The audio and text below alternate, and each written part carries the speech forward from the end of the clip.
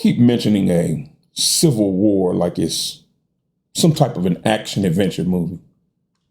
It's like they're actually excited about it. Like it's going to be this grand quest where they finally get to go off and play hero and fight for whatever it is that they believe in. These people have no idea what they're asking for. If they think that life just keeps running like normal while there's a war happening in their own backyard, they're mistaken. If they think that they're still going to have Netflix and DoorDash and their comfortable beds to come home and sleep in, they're dead wrong.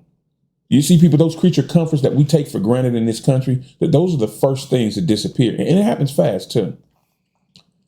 And here's something that those talking heads online, yelling at loud, never stop to think about. Without internet access, they're going to get cut off from the very communities that radicalized them in the first place. So all those people on those forums and this and that talk daily and you're getting your courage from them, they're gone. And it also means no more Fox, no more CNN, no more 24/7 echo chambers, and no more propaganda being constantly stuffed down your throat. And guess what that means? Detox time, fellas.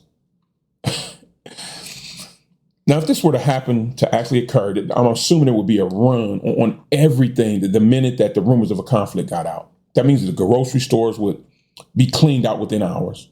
The gas stations will have lines stretching for miles until they run dry, of course.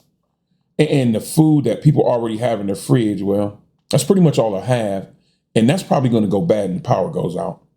And there's no more food coming, people, because remember, no one's going to work. Civil conflict, people want to be at home protecting their family, or they're going to be out there fighting. So there's no trucks being driven. There's no deliveries being made. Nothing's running. I would assume the water would stop next. Water will be shut down on purpose. That'll be shut down because whatever group's in that area and they want to control it, that would be a strategic move. When the pumps go off, people's taps run dry. So that means that any water that you already have or water that you got from the store, that now becomes the most valuable asset that you have. And if you don't have any, I don't know what to tell you. And then I'm assuming the power grid will go down next. That might go down first, though. But that will be shut down as a strategic move. You don't want your enemy to be able to communicate or to utilize anything that needs electricity. But that also means no heat, no air conditioning, no way to cook food, no way to even preserve what little food you may have. And also, too, know this. Everything that you do becomes 10 times harder in the dark. And if you've ever been out in the wilderness, that kind of dark, that's a different kind of dark. Driving. People aren't going to be able to drive. Even if you have gas in the vehicle available, you're probably not going to want to drive. There's probably going to be checkpoints at like little roads and highways. And there'll be armed groups that's going to stop each and every car and decide whether someone belongs to the right side or the wrong side. And that's probably not going to be pretty, people. And then if you decide, well, maybe I'll take a shortcut. Maybe I'll take the back roads. That might not be so wise either. Because you're probably going to run into armed groups there too. And they're going to be looking for supplies, fuel, or anything else they can take. And then we'll probably more than likely lose communication. Reason being, cell towers require frequent updates and maintenance anyway, or they're going to be targeted by a group of either side. So when the internet goes down, that means we lose all communication. So you can't call your parents, can't see if they're all right, you can't see if they're alive or dead, you can't call your kids, you can't contact anybody, you can no longer get news, TV's not working. The radio, it might work, maybe, if you got batteries and they're still up broadcasting. So people, we're all going to get a big detox. So all we have to rely on that now as far as news is rumors that are floating around the neighborhood. Those probably aren't true. And then I think about the hospitals. Hospitals, probably not going to be running. ERs might, maybe, if they have generators, which most do, but they're only going to be working until the generators run out of fuel. And the problem with a hospital, in the ER especially, they're going to be overrun. Gunshot wound and trauma. We are in the middle of a civil war, remember? And then I think about the people who are on life-saving Medications. What do? Because there's no trucks, there's no delivery to pharmacy, there's no pharmacies open. So pretty much the medicine that you have on hand, that's pretty much what you have. There's not going to be any prescriptions being filled. People on insulin,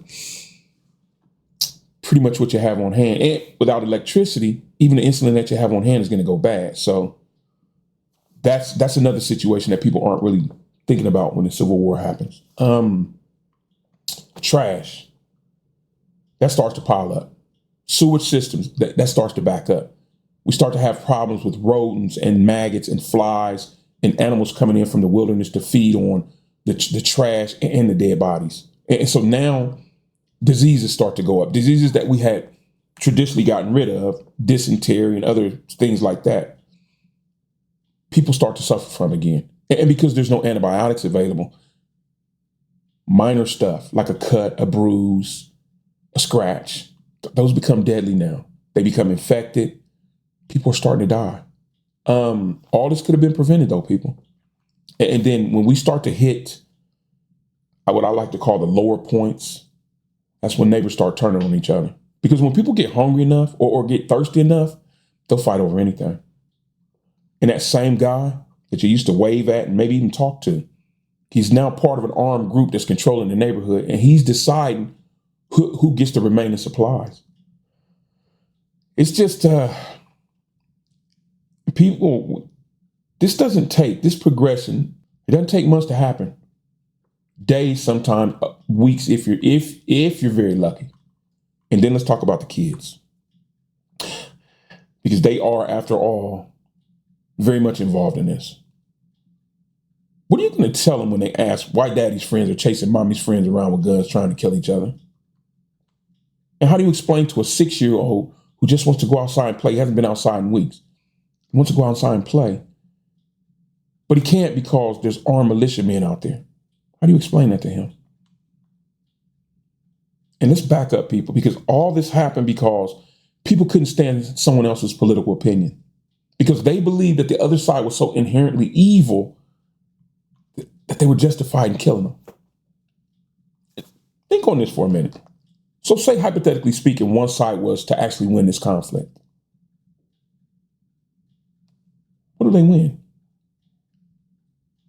What do you actually win? You get to stand in the ruins of what was once a beautiful country and try to rebuild everything that you helped destroy?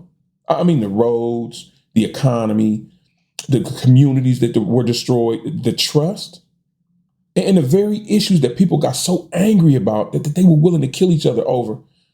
It won't even matter anymore, because you'll be too busy trying to find some clean water or find out if your son's cough is something more serious than that. It baffles my mind, people. Those culture fights, the taxes, the election drama, none of that shit matters when people are trying to survive in a dying country. And the reality is that most of the people who are calling for this kind of nonsense, they've never fought anything. They have no idea what real combat would really be like. They've never seen real violence, at least not up close. They think that war is like some video game or like a movie, like the God of War. People, it's not. It's not. War is watching people die for reasons that seem so fucking stupid once the shooting and killing actually starts. War is making impossible choices about who gets to live and die based upon the limited resources available. War is living with that knowledge for the rest of your life that you killed somebody's brother or father or uncle or son. And the people that are pushing this the hardest, they either don't know what war actually means or what happens, or they're so desperate for purpose and attention and meaning to their useless, pathetic lives that they're willing to destroy everything just to feel important or like they belong to something. You see, people, democracy exists so that we can fight our battles with votes, not bullets. So you disagree about a healthcare policy? That's what elections are for. You don't like the tax system, then vote for different representatives next time. The differences that people have, they just, I don't know, they just aren't big enough to go and destroy the whole country over. Know, people, that the cost of a civil war will always be so much higher than whatever problems that people think is going to solve. So maybe instead of thinking about a civil war so much, we should start thinking about solutions to the problem or problems that we're having without burning the whole thing down. Because people, once it starts, once neighbors start to shoot at neighbors, and once families square off against each other, nobody wins. We all lose. And the very country that people are trying to save, it's going to be gone forever. Nothing but a memory. And what's left of the country afterwards, that won't even be worth having. Just Unc's words of wisdom.